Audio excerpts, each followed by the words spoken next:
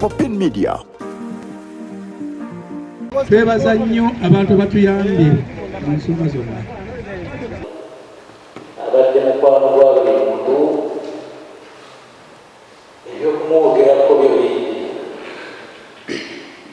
Naye tusaba Katonda n'enteekateeka zonna kubanga tomanya ani addako n'abulwadde ekibonata omuntu okusinziira mu nteekateeka ze bw'aba asazira. Abadde ayagala n'ekintu ky'Ebbaale naye ekyennaku temufunye kuno kusanagala kubaweereza. Kubanga mu myaka esatu tebakakala ku bukulembeze, emyaka ng'eyo mukibuga abadde mulwadde. Temufunye kubuweereza bwe era kusibwa omukyala omukakamu ayogeze eddembe. Omuntu w'abantu, omuntu bw'agambako disitulikiti wano nti waliwo alina olutalo. Bbaale sub-county in particular twagala okubasaasira ekibaguddemu si kyangu. So far this time we have lost 2 people now in this very council. Nga council njagala okusindika my condolence message to the entire council and the district nti mwanyinaffe atuvuddeko naye nga council tukyasobola sipiika okuyita mu ntebe yo waakiri tubadde tukyasobola kuba nakati afudde. It has just come to my notice nti abadde talina mwana. Twali badde waakiri tusalawo nga council nti tubeeko ekintu kye tukolera omwana wa Nakate, naye waakiri tubeeko waakiri ekintu kye tubbula Nakate Lydia mu Bbaale sub-county okuba nga kwe kusiima kwammwe, because she has gone. She is no more to be seen and all the world can easily witness it, but we need okubaako ekintu kye tukola ekinajjukirwa ku Nakate ono. Katwafunye n'enfa empya eri politiko nti oli waafayo gavumenti yemusse, naate ne banenjeza gavumenti yaabwe nti yekoze eki nti yemusse. Ne balaya nti gavumenti kitongole kirala nnyo bwekijjeko ne ruling party ebeera mu kitundu ekyo.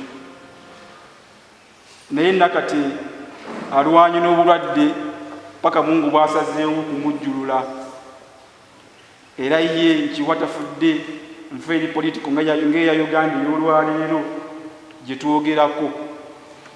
Nakate abadde patriotic nnyo eri Kayunga eno awamu ne Bbaale okutwaliza awamu, kuba ebintu ebisinga abadde abikola ku ye nga ye omuntu ng'alinga akolera abantu ab'ewuwe waka wawe waava, ng'ovuddeko nti ye mukulembeze oba munnabyabufuzi. Abantu b'Ebbaale mufiiriddwa omuntu atageragezeka era gwe sikakasa nti mulizaamu bukulembeze bw'Ebbaale. Abantu b'e Kayunga tufiiriddwa omukulembeze. Bannabyabufuzi tuli bangi naye abakulembeze batono. Tusaba omwoyo gwa Mukama, omwoyo gwa Nakate, Mukama Katonda agulamuze kisa, amusonyiwe byamusobako. Nze nga nakajja mu kanso ebintu byange nabikwatanga kifuuti soodya, naye Nakate yampita n'agamba nkubulire Honorable, ensi tulina kugikwata kikulu. Y'ensonga lwaki nakyuka nnyo ne mmanya nti omuntu alina okukwata ebintu ekintu ekikulu. Nakate ekyo kyennamuliirako. Naye ffe nga bakansalazi okufaayo kwaffe newankubadde nga kubaddewo on personal levels, naye tekubaddeewo nga kanso. Obumu tetubulaze nnyo nga kanso newankubadde nga tuyinza okuba nga tubulaze on personal level. N'olwekyo njagala okubasaba nti bwe tufuna famire ng'eno tuba tufunye famire, tweyongere obumu, okufaayo, okwagala, okufumiitiriza n'okuyimiriranga ne bannaffe. Abadde taagala nguzi ng'ekigambo kye kikwatagana n'enguzi ng'olabayo takola ki takyagala. Ffe mu Busiraamu okufa kuba kubuulirira, era omuntu bw'ateebuulirira nakufa ayinza okuba nga talisobola kufuna amubuulirira. Nakate kyakubuulirirwa kyaffe naye chairman Muwonge njagala okwebaza n'abantu b'Ebbaale nebawulira nti Nakate ekisanja kino abadde mugonvu ndowooza yaliko mu bukulembeze wano nabweyagalirako emyezi nga 6 okuva olwo tafunanga mirembe bisawa kulwala